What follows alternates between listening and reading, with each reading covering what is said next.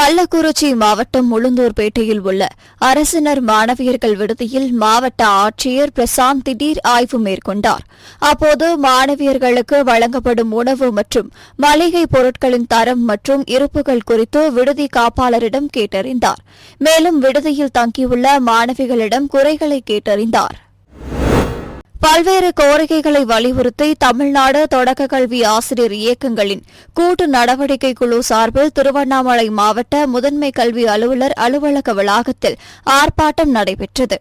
மாவட்ட ஒருங்கிணைப்பாளர் பழனி தலைமை தாங்கிய இந்த ஆர்ப்பாட்டத்தில் தொடக்க கல்வித் துறையில் பணியாற்றும் 90% ஆசிரியர்களை, குறிப்பாக பெண் ஆசிரியர்களின் பதவி உயர்வு மற்றும் முன்னுரிமை ஆகியவற்றை பாதிக்கும் வகையில் வெளியிடப்பட்டுள்ள பள்ளி கல்வித்துறை அரசாணை எண் 243 ரத்து செய்திட வேண்டும் என்றும், அறிவிக்கப்பட்டுள்ள பொது மாறுதல் கலந்தாய்வு அட்டவணையினை மாற்றி அமைத்து ஒன்றிய அளவில் மட்டும் கலந்தாய்வினை நடத்திட வேண்டும் உள்ளிட்ட 12 அம்ச கோரிக்கைகளை வலியுறுத்தி கோஷங்கள் எழுப்பினர். ராமநாதபுரம் மாவட்டம் ராமேஸ்வரம் மற்றும் மண்டபம் கடல் பகுதியை இணைக்கக்கூடிய பாம்பன் ரயில்வே பழைய பாலம் உள்ளது. இந்நிலையில் கடந்த 2 ஆண்டுகளுக்கு முன் 535 கோடி செலவில் புதிய பாலம் அமைக்கும் பணி தொடங்கி 90% நிறைவடைந்துவிட்டது. இதனை அடுத்து புதிய ரயில்வே பாலத்தின் நடுவே படகுகள் மற்றும் கப்பல்கள் கடந்து செல்வதற்காக தானியங்கி தூக்கு பாலம் அமைக்கும் பணி நடைபெற்று வருகிறது. மேலும் தானியங்கி தூக்கப்படும் வீல்கள் பொருந்தும் பணி மும்முரமாக நடைபெற்று வருகிறது. இந்த பாலத்தின் வேலைகள் முடிந்து இந்த ஆண்டு அல்லது அடுத்த ஆண்டு முதல் மாதத்தில் திறக்கப்பட்டு ரயில் சேவை துவங்கும் என ரயில்வே நிர்வாகம் அறிவித்துள்ளது. பல்வேறு கோரிக்கைகளை வலியுறுத்தி CITU மின் ஊழியர் மத்திய அமைப்பு சார்பில் திருவாரூர் மின் பகிர்மான மாவட்ட மேற்பொருளாளர் அலுவலகம் முன்பு ஆர்ப்பாட்டம் நடைபெற்றது. இந்த ஆர்ப்பாட்டத்தில் காலி பணியிடங்களை நிரப்ப வேண்டும், மின் வாரியத்தை பல கூறுகளாக பிரித்து தனியார் மயப்படுத்தும் நடவடிக்கையை கைவிட வேண்டும் உள்ளிட்ட 11 அம்ச கோரிக்கைகளை வலியுறுத்தி கண்டன கோஷங்கள் எழுப்பப்பட்டன. இந்த ஆர்ப்பாட்டத்தில் கோட்டி திட்ட தலைவர் சகாயராஜ் தலைமையில் திட்ட செயலாளர் ராஜேந்திரன், திட்ட பொருளாளர் முகேஷ், CITU மாவட்ட செயலாளர் முருகையன், மாவட்ட தலைவர் அனிபா உட்பட மின் ஊழியர்கள் பலர் கலந்து கொண்டனர். ராமநாதபுரம் மாவட்டம் சாயல்குடி அருகே பிள்ளையார்குளம் கிராமத்தைச் சேர்ந்தவர் மலைச்சாமி. இவருக்கு மனைவி மற்றும் 3 பிள்ளைகள் உள்ளனர். குடும்ப தேவை மற்றும் வருவாய் சூழ்நிலை காரணமாக மலைச்சாமி சவுதி அரேபியா நாட்டிற்கு கூலி வேலைக்காக கடந்த 5 ஆண்டுகளுக்கு முன் சென்றுள்ளார். இந்நிலையில் இவர் வேலை செய்து கொண்டிருக்கும் போது திடீரென மாரடைப்பு ஏற்பட்டு உயிரிழந்து விட்டதாக சக ஊழியர்கள் அவரது குடும்பத்தினரிடம் தெரிவித்துள்ளனர். இதனையடுத்து மலைச்சாமி உடலை கொண்டுவர ஒன்றிய மாநில அரசுகள் நடவடிக்கை எடுக்க வேண்டும் என்றும், 2 பெண்கள் மற்றும் 1 ஆண் பிள்ளை உள்ள நிலையில் அரசு நிவாரணம் வழங்கிட வேண்டும் என்றும் கிராம மக்கள் கோரிக்கை விடுத்துள்ளனர்.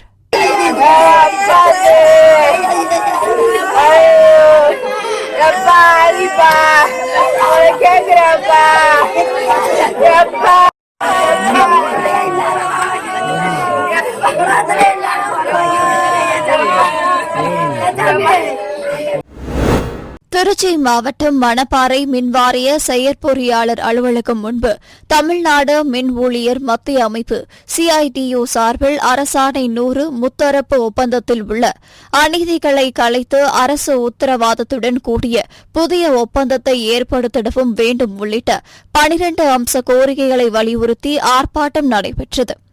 அமைப்பின் கோட்ட செயலாளர் ரியாஜுதீன் தலைமையில் நடைபெற்ற இந்த ஆர்ப்பாட்டத்தில் மாநில துணைத் தலைவர் ரெங்கராஜன் சிறப்பு அழைப்பாளராக பங்கேற்று கண்டன உரை நிகழ்த்தினார்.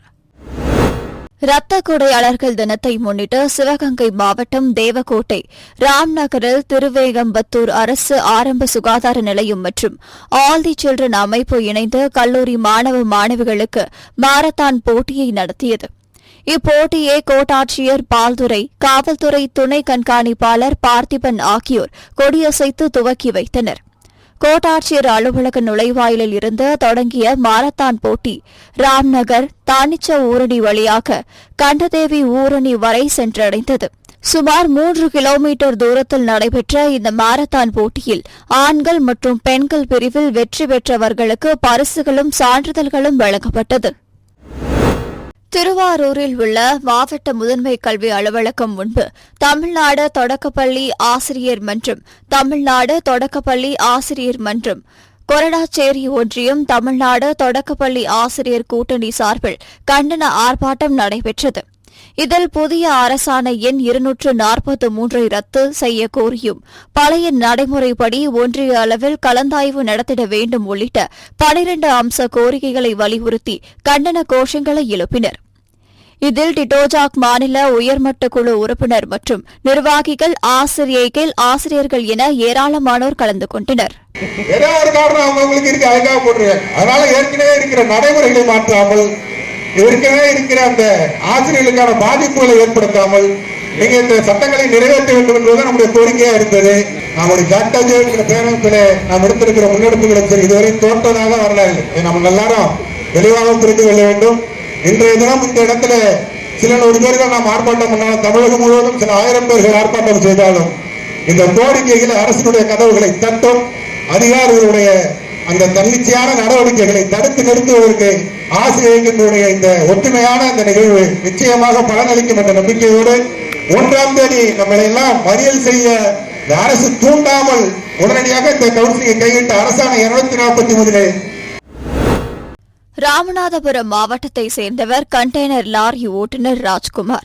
இவர் காஞ்சிபுரம் மாவட்டம் வாலாஜாபாத் சுங்குவார் சத்திரம் நெடுஞ்சாலையில் ஸ்ரீபெரும்புத்தூர் நோக்கி கண்டெய்னர் லாரியை ஓட்டி சென்றுள்ளார்.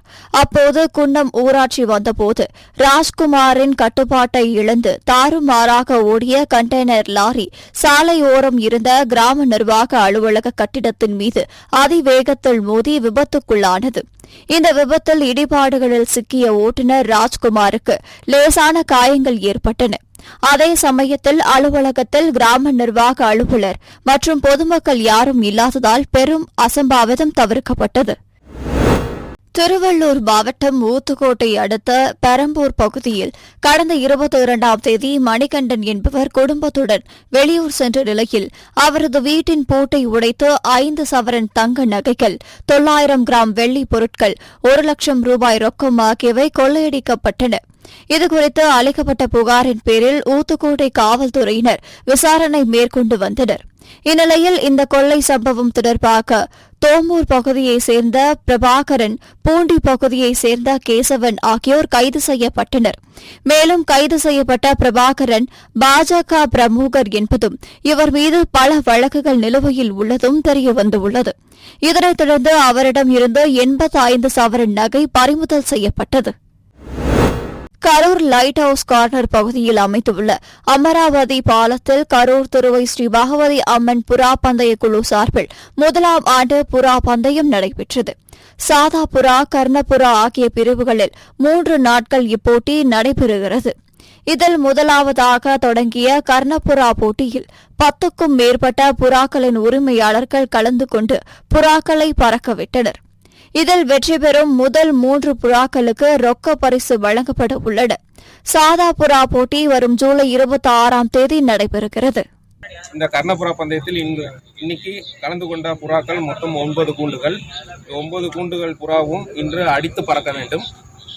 அடித்து பறக்கும் புறாக்கள் 11 மணியை தாண்ட வேண்டும். ஆரம்பிக்கும் நேரம் 7 மணி. 7 மணியிலிருந்து 11 மணியை தாண்டி பறக்க வேண்டும். பறந்த புறாக்கள் ஒரு தடவையாவது அடி பார்க்க வேண்டும். அந்த புறா இன்று பாஸ் செய்து நாளை 2வது நாளுக்கு பறக்க வரும். பாஸ் செய்த புறாக்கள் மட்டும் 2வது நாளுக்கு பறக்க வரும். 2வது நாளும் 11 மணியை தாண்டி அடி பார்க்க வேண்டும். அந்த புறாக்கள் பாஸ் செய்த புறாக்கள் 3வது நாள் வரும். இந்த 3 நாட்கள் பறந்து அடி காட்டி பறந்த புறாக்கள் மட்டும் முதல் பரிசு, 2ஆம் பரிசு, 3ஆம் பரிசு என்று பிரிக்கப்படும். தென்காசி மாவட்ட ஆட்சியர் அலுவலக கூட்டரங்கில் விவசாயிகள் குறை தீர்க்கும் கூட்டம் மாவட்ட ஆட்சியர் கமல் கிஷோர் தலைமையில் நடைபெற்றது. முன்னதாக வேளாண்மைத்துறை மற்றும் தோட்டக்கலை சார்பில் வைக்கப்பட்டிருந்த கண்காட்சிகளை மாவட்ட ஆட்சியர் கமல் கிஷோர் பார்வையிட்டார். இதனைத் தொடர்ந்து அரசு மூலம் விவசாயிகளுக்கு உளவூர்தி, கலப்பை மற்றும் விவசாயத்திற்கு தேவைப்படும் வேளாண் கருவிகளை மானிய விலையில் வழங்கப்பட்டது. பின்னர் மாவட்டம் முழுவதும் வந்திருந்த விவசாயிகளிடம் கோரிக்கை மனுக்கள் பெறப்பட்டது. அப்போது விவசாயிகள் சிலர் பழைய குற்றால அருவியில் 24 மணி நேரமும் குளிப்பதற்கான நடவடிக்கையை எடுக்க வேண்டும், விளைநிலங்களில் வனவிலங்குகள் புகுந்து அட்டகாசம் செய்வதை தடுத்திட வேண்டும், பாதிக்கப்பட்ட விவசாயிகளுக்கு உரிய நிவாரணம் வழங்க வேண்டும் போன்ற கோரிக்கைகளை வலியுறுத்தி மனுக்களை மாலைகளாக அணிந்து வந்து மனு அளித்தனர். இதனால் சிறிது நேரம் பரபரப்பு ஏற்பட்டது. அதாவது தேர்தலை காரணம் காட்டி கொஞ்சம் சமீபகாலமாக ஒரு 2 மாதமாக வந்து விவசாய குறைதலுக்கு எதுவும் நடக்கலை. ஆனால் என்னென்னா விவசாயிகளுக்கு தென்காசி மாவட்டத்தில் பல்வேறு பிரச்சனை இருக்குது. வனவிலங்கான யானைகள் பன்றிகள் வந்து இப்போ கடுமையான சேதம். ஒரு 7க்கும் மேற்பட்ட யானைகள் வந்து வனத்தை விட்டு அச்சன்பூர் வடகரை கடையனூர் பகுதியில் வந்து தென்னை மரங்களை வேரோடு சாய்ச்சி வாழை எல்லாத்தையுமே சேதப்படுத்துது. இந்த யானையை வனத்துக்குள்ளே விரட்டுறதுக்கு எந்த வனத்துறை எந்த முயற்சி எடுத்து எந்த பலனும் இல்லை. அதனால் இந்த யானை வந்து நல்லா எங்கிட்ட பழகி எங்கள் விவசாயிகளை பயிரையும் உயிரையும் நாங்கள் உள்ளே போகிறதுக்கு அச்சப்படுத்தி வர்றதுனால நாங்கள் இன்றைக்கி வந்து எல்லா விவசாயிகளுங்க வந்து கழுத்தில் இதை போர்டு அணிவிச்சு இன்றைக்கி மாவட்ட ஆட்சியர் நாங்கள் எங்கள் கண்டனத்தை தெரிவிக்க மாதிரி வந்தோம். ஆனால் என்னென்னா இன்றைக்கி மாவட்ட ஆட்சியர் உடனடியாக டிஎஃப்ஓ கூப்பிட்டு இந்த யானை குறிப்பிட்ட யானையை வந்து இந்த வேறு மாவட்டத்துக்கு அனுப்பணும், இல்லை அடர்ந்த காட்டுக்குள்ளே அனுப்பணுங்கிறது நாங்கள் கோரிக்கை வச்சுருக்கோம். உடனே இதை பரிசீலனை பண்ணணும்னு சொல்லியிருக்காங்க. அதேமாரி இங்கே இந்த மாவட்டத்தில் வந்து எல்லா குளங்கள் நீர் ஆதாரங்களை பூரா தூர் வாரணுங்கிறது சற்று பிரச்சனை. அடவி நிலையில் வந்து ஒரு பிரதான சற்று பிரச்சனை இருக்குது. அதை காலங்காலமாக அந்த சற்று பிரச்சனையை தீர்த்து வைக்க மாட்டேங்காங்க. இப்படி பல்வேறு கோரிக்கையை விவசாயிகள்லாம் மனு கொடுத்தது. இந்த மாவட்ட ஆட்சியர் உடனடியாக நான் நடவடிக்கை எடுக்கேன் நீங்கள் அப்படின்னு சொல்லியிருக்காங்க. சேலம் மாவட்டம் ஓமலூர் அருகே உள்ள கருப்பூர் ஏரிக்காட்டை சேர்ந்தவர் சுபாஷ் சந்திரபோஸ். இவர் கடந்த 1 வருடமாக மேச்சேரி அருகே உள்ள பறவை காட்டில் பழைய பிளாஸ்டிக் பொருட்களை உருக்கி மூலப்பொருள் தயாரிக்கும் தொழிற்சாலையை குத்தகைக்கு எடுத்து நடத்தி வந்தார். மேலும் நண்பர்கள் மற்றும் உறவினர்கள் அவ்வப்போது அழைத்து வந்து வேலை செய்வது வழக்கம். இந்நிலையில் இவர் தொழிற்சாலையில் வேலை செய்து கொண்டிருந்த போது அங்கு வந்த மர்ம நபர் ஒருவர் தான் வைத்திருந்த கத்தியால் சுபாஷ் சந்திர போஸை வெட்டி படுகொலை செய்துவிட்டு தப்பி சென்றுள்ளார். இதுகுறித்து தகவல் அறிந்து சம்பவ இடத்திற்கு சென்ற டிஎஸ்பி ஆரோக்கியராஜ் மற்றும் போலீசார் சடலத்தை கைப்பற்றி பிரேத பரிசோதனைக்காக சேலம் அரசு மருத்துவமனைக்கு அனுப்பி வைத்து விசாரணை மேற்கொண்டு வருகின்றனர். மயிலாடுதுறையின் முக்கிய அடையாளங்களில் ஒன்றான பழமை வாய்ந்த மணிகூண்டு காமராஜர் பேருந்து நிலையம் மற்றும் பட்டமங்கல தெருவை இணைக்கும் வகையில் நகரின் மையப்பகுதியில் அமைக்கப்பட்டுள்ளது. அங்கு வெடிகுண்டு வைத்துள்ளதாக காவல் கட்டுப்பாட்டு அறைக்கு மர்ம நபர் ஒருவர் தொடர்பு கொண்டு மிரட்டல் விடுத்துள்ளார். இதையடுத்து மாவட்ட காவல் கண்காணிப்பு அலுவலகத்துக்கு தகவல் அளிக்கப்பட்டு உடனடியாக போலீசார் மெட்டல் டிடெக்டர் மோப்பனாய் உதவியுடன் சோதனை நடத்தியதில் வெடிகுண்டு மிரட்டல் புரளி என்று தெரியவந்தது.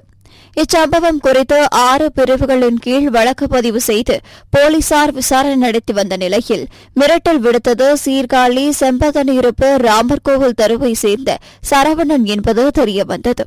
பின்னர் அவரை கைது செய்து விசாரித்ததில் அவர் மனநலம் பாதிக்கப்பட்டவர் என்பது தெரியவந்தது. இதனையடுத்து அவரை பிணையில் விடுவித்தனர். தருமபுரி மாவட்டம் பாப்பிரெட்டிப்பட்டி வட்டாட்சியர் அலுவலகத்தில் உதவி ஆட்சியர் நர்மதா தலைமையில் ஜமாபந்தி கடந்த 2 நாட்களாக நடைபெற்று வந்தது. இந்நிலையில் கடைசி நாள் நடைபெற்ற ஜமாபந்தியில் 1000க்கும் மேற்பட்ட பட்டா மாற்றம், பெயர் மாற்றம், நில அளவை, வீட்டுமனை பட்டா, ரேஷன் கார்டு உள்ளிட்ட மனுக்கள் பெறப்பட்டது. இந்த நிகழ்ச்சியில் பாப்பிரெட்டிப்பட்டி வட்டாட்சியர் சரவணன், துணை வட்டாட்சியர் பெருமாள், தனி வட்டாட்சியர் மில்லர், கிராம நிர்வாக அலுவலர், பொதுமக்கள், அரசு அதிகாரிகள் ஏராளமானோர் பங்கேற்றனர். கடலூர் மாவட்டம் நல்லூர் ஊராட்சி ஒன்றியத்திற்கு உட்பட்ட கோவலூர் ஊராட்சியில் விடுதலை சிறுத்தைகள் கட்சியின் ஊராட்சி மன்ற தலைவர் பொன்னி வளவன் தலைமையில் கிராம சபை கூட்டம் நடைபெற்றது. இக்கூட்டத்தில் முதற்கட்டமாக ஊராட்சி மன்ற தலைவர் பொன்னி வளவன் பொதுமக்கள் அனைவரிடமும் போதைப்பொருள் ஒழிப்பு குறித்த விழிப்புணர்வு உறுதிமொழியை வாசித்தார். அதனைத் தொடர்ந்து தமிழக அரசு அறிவித்துள்ள கலைஞரின் கனவு இல்லம் திட்டம் குறித்த விளக்கங்களையும் அதன் பயனாளிகளின் பட்டியலையும் பொதுமக்களிடம் வாசித்து காண்பித்தார். இந்த கிராம சபை கூட்டத்தில் ஊராட்சி மன்ற துணைத் தலைவர் நல்லதம்பி, ஊராட்சி செயலாளர் கதிர்வேல் உள்ளிட்ட பலர் கலந்து கொண்டனர். தூத்துக்குடி மாவட்டம் கோவில்பட்டி அருகே உள்ள மதித்தோப்பு கிராமத்திற்கு உட்பட்ட கணேஷ் நகர் மற்றும் ராஜகோபால் நகர் பகுதியில் 1000க்கும் மேற்பட்ட குடும்பங்கள் வீடு கட்டி குடியிருந்து வருகின்றனர். இந்நிலையில் அப்பகுதியில் குடியிருந்து வரும் 250 குடும்பங்களுக்கு இலவச வீட்டுமனை பட்டா வழங்க வேண்டும் என கோரி இந்திய கம்யூனிஸ்ட் கட்சி சார்பில் தாலுகா செயலாளர் பாபு தலைமையில் கோவில்பட்டி தாலுகா அலுவலகத்தை முற்றுகையிட்டு சுமார் 100க்கும் மேற்பட்ட பெண்கள் ஆண்கள் கண்டன ஆர்ப்பாட்டம் நடத்தினர். பின்னர் தங்களது கோரிக்கை மனுவினை தாலுகா அலுவலகத்தில் வழங்கி சென்றனர். விருதுநகரில் தனியார் தொண்டு நிறுவனம் சார்பில் அனைத்து அரசு துறை அலுவலர்களுக்கும் காசநோய் விழிப்புணர்வு சம்பந்தமான கருத்தரங்கம் நடைபெற்றது. இதில் சிவகாசி மாநகராட்சி மேயர் சங்கீதா இன்பம் கலந்து கொண்டு சிறப்புரையாற்றினார். மேலும் காசநோய் சம்பந்தமான விழிப்புணர்வை அனைத்து துறை அரசு அலுவலர்களும் பொதுமக்களிடையே கொண்டு செல்ல வேண்டும் என்று அறிவுறுத்தப்பட்டது. தொடர்ந்து காசநோயிலிருந்து மீண்ட பெண் காசநோய் பற்றிய விழிப்புணர்வு உறுதிமொழியை வாசிக்க அனைத்து அரசு துறை அலுவலர்களும் பிளாசம் தொண்டு நிறுவனம் அலுவலர்களும் அவருடன் சேர்ந்து உறுதிமொழியை எடுத்துக் கொண்டனர். இறுதியாக களப்பணியாளர் முத்துலட்சுமி என்பவர் காசநோய் பற்றிய விழிப்புணர்வு பாடலை பாடினார். திருப்பூர் மாவட்டம் பல்லடத்தில் இருந்து கோவை நோக்கி தனியார் பேருந்து சென்று கொண்டிருந்தது. அப்போது அதே வழியில் காலப்பட்டியைச் சேர்ந்த ஸ்ரீவர்த்தினி என்பவர் குடும்பத்துடன் வந்த கார் பேருந்தை முந்த முயன்று எதிர்பாராத விதமாக பேருந்தின் பக்கவாட்டில் மோதி சாலையில் நடுவே கவிழ்ந்து விபத்துக்குள்ளானது. இந்த விபத்தில் காரில் பயணித்த 2 பேர் படுகாயமடைந்தனர். தொடர்ந்து அவ்வழியே சென்றவர்கள் கொடுத்த தகவலின் பேரில் அங்கு சென்ற நெடுஞ்சாலை ரோந்து போலீசார் மற்றும் பல்லடம் போலீசார் விபத்தில் சிக்கியிருந்த ஸ்ரீவர்த்தினியின் குடும்பத்தினரை மீட்டு மருத்துவமனைக்கு அனுப்பி வைத்தனர்.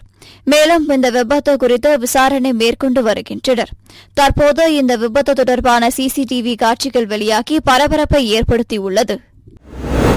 கன்னியாகுமரி மாவட்டம் நாகர்கோவிலில் உள்ள மாவட்ட காவல் கண்காணிப்பாளர் அலுவலகத்தில் கோட்டார் தைகா பள்ளி ஜமாஅத் மற்றும் முஸ்லிம் சமுதாய டிரஸ்டை சேர்ந்தவர்கள் மனு அளித்தனர். அந்த மனுவில் தைகா பள்ளி ஜமாத் கோட்டார் முகவரி இயங்கி வருவதாகவும் தங்களுக்கு ஜமாத்திற்கு வக்ஃபு செய்யப்பட்ட சொத்துக்கள் வெள்ளமடம், தோவாளை, செண்பக ராமன்புதூர், வீரமார்த்தாண்டம்புதூர், சண்முகபுரம் வருவாய் கிராமங்களுக்கு உட்பட்ட பகுதிகளில் உள்ளதாகவும் இந்த சொத்துக்களை மேற்பார்வை செய்ய வக்ஃபு வாரியத்தால் முத்தவல்லியாக நியமிக்கப்பட்ட பொட்டல்புதூரை சேர்ந்த ஷா என்பவர் தொடர்ந்து ஊழல் முறைகேடுகளில் ஈடுபட்டு வருகிறார் என்றும் புகார் தெரிவித்துள்ளனர்.